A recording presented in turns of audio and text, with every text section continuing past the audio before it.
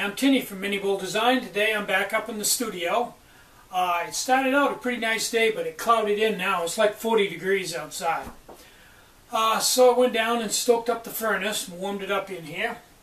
And went out this morning in the factory and built a fire up out there and built big gulp kits. So that's what I built today. I didn't build a lot of stuff. That's, well, I did build some pot stands and a few other things for Beth to get her orders out with, but basically it was big gulps. So I got that done, decided to take the rest of the day off, and I just happened to notice that my soldering iron, my cordless soldering iron, which takes three AA alkaline batteries. Now, while I'm soldering along here every now and then, every session or so, after a couple hours maybe, soldering iron would quit working because the batteries would go dead. So, not really paying attention, I started changing batteries, and I didn't get into it too far before I'd gone through a dozen alkaline batteries. Now, these will run until the soldering iron just would barely melt solder. You know, you put it on a joint and it just wouldn't melt it. Just wasn't hot enough. So you change them out, boy, it worked great for another hour or so. Okay, I got 12 batteries here, and I put a meter on them and checked them. Now when I check them when they're brand spanking new, they're 1.6. After running them through the soldering iron down to the point where it wouldn't work anymore. I didn't check them when I just took them out of the iron, but after they set for a day, I checked them, and they're 145. So, although these won't work in the soldering iron anymore, or if I put them in now, they'd probably work for maybe 10 minutes. They're no good for that. In the Joule Thief circuit, once again, there's enough batteries here in that Joule Thief circuit to sit down and read every night for 6 months, maybe a year. Probably get 30 hours out of every one of these, so that gives you an idea of how inefficient appliances are that take batteries. It's just amazing the amount of batteries that you just waste.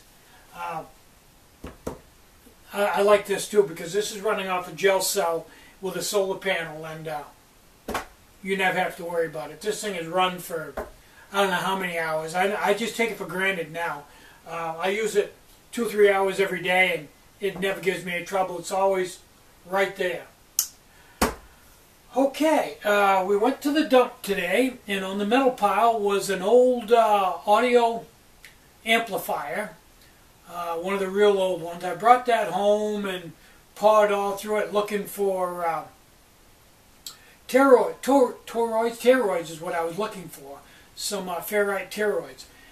And didn't find any, long story short. There's a lot of other things on it that I can use. Boy, if a guy ever needed any resistors or capacitors, one of those is, he's probably got 200 or 300 of resistors and capacitors on it that a guy could harvest if he needed a particular value. Now I wound quite a few of these coils that I'm using in this Joule Thief.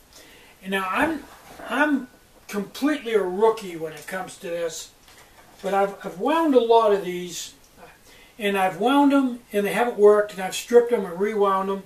I've wound them with all different diameter wires, from 3 wraps to 30 wraps. Tried everything and they just won't work. They're the right size and they are the right number of wraps, but they won't work. Now maybe you guys can tell me. Here's my suspicion. First off, there's really no way to tell the value of one of these, what the composition is, and what the flux is.